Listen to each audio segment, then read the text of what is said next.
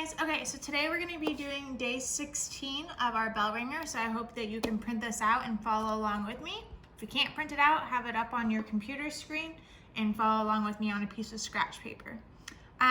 So I'm adding 5 6 plus 8 12s. As you know, when I'm adding fractions, my denominators need to be the same. So I have 5 6 plus 8 12s. My denominators or my bottom numbers are not the same.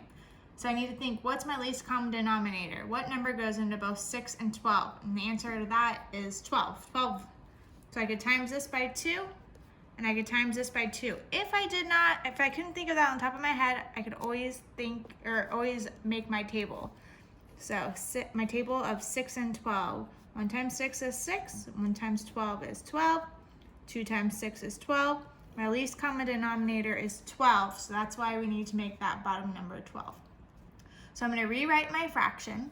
I have now 10 12s plus 8 12s, and I add across. 10 plus 8 is 18, and my denominator stays the same. We know that's an improper fraction because 18, my numerator, is bigger than my denominator, so I need to divide. How many times does 12 fit inside of 18? It fits inside there one time, so I make that one big. And then I do 12 times this one that I just wrote down, which is 12. 18 minus 12 is 6 left over.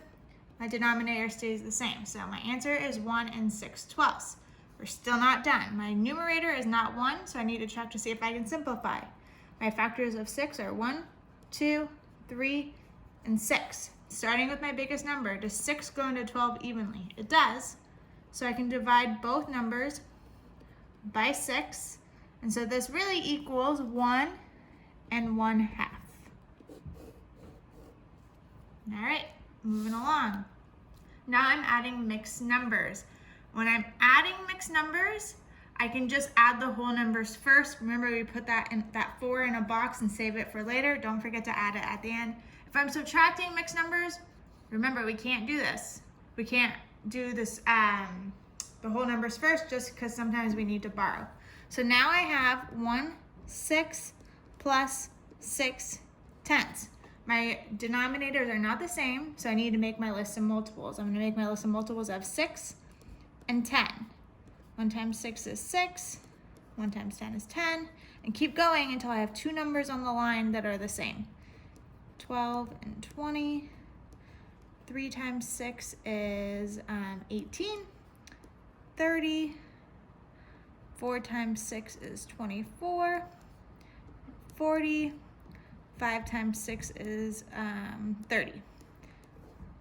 So my least common denominator is 30. Sorry, that's a 30 there. So I multiply my 6 times 5 times 5, and whatever I do to the denominator, I need to do to the numerator, times 5. I'm going to multiply this 10 by 3 times 3 times 3. Now I rewrite my fraction. I'm going to write it down here. I now have 5 30ths plus 18 30ths, which equals 23 30ths. I need to check to see if I can simplify because my numerator is not 1. My factors of 23 are just 1 and 23. 23 does not go into it evenly, so I have 23 over 30. We're not done because remember, I need to add my whole number. So my answer is 4 23 30ths. All right, moving along. These ones are the fun ones where I have a missing number, so I need to do algebra. I'm doing something plus, or 3 plus something equals 9. I need to think, if I were doing 3 plus blank equals 5, how would I solve that? I would switch these numbers around. I would do 5 minus 3 equals blank. So that's what we're going to do. We're going to do the same thing first. So the 5, the number that's behind my equal sign, is the same thing as my 9/4. So I'm going to do 9/4 minus, and then I'm going to subtract it from my fraction in the front. Minus 3/4 equals something over 2. So now I need to solve. My denominators are already the same thing, so I can just subtract across.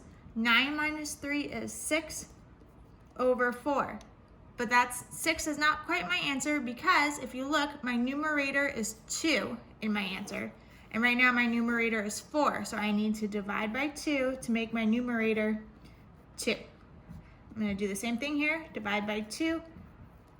I have 3 over 2. So I know my question mark equals, does it equal 3 over 2? No, because I already have the 2 here. My question mark equals just 3. Just my numerator is the number I'm looking for. My numerator is 3, so my question mark equals 3. Next one. Number 4, John and Sue are baking cookies. Don't care. The recipe lists 3/4 cup of flour. They only have 3/8 cup of flour left. How many more cups of flour do they need to make cookies? So I have to think, am I adding or subtracting here? How many more? That means subtract normally. I have this much, or they have this much, but they need this much. So I'm going to subtract how much they need minus how much they have.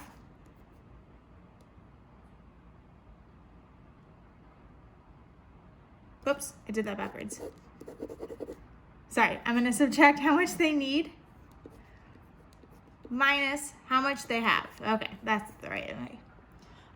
So they need this much, they have this much. How much more do they need? I know I need to find my least common denominator because my denominators are not the same. My least common denominator here would be 8. So I'm going to times this by 2 and times this by 2. Again, if I can't think of that off the top of my head, I can always make my table. 4 and 8. My denominators are 4 and 8. So 1 times 4 is 4. 1 times 8 is 8. 2 times 4 is 8.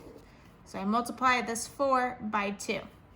That equals 6/8 minus 3/8, which equals 3/8. My factors are 1, 2, and 3. 3 does not go into 8, so my answer is 3/8. Number 5, don't worry about doing it. There's some errors in it, so don't worry about it.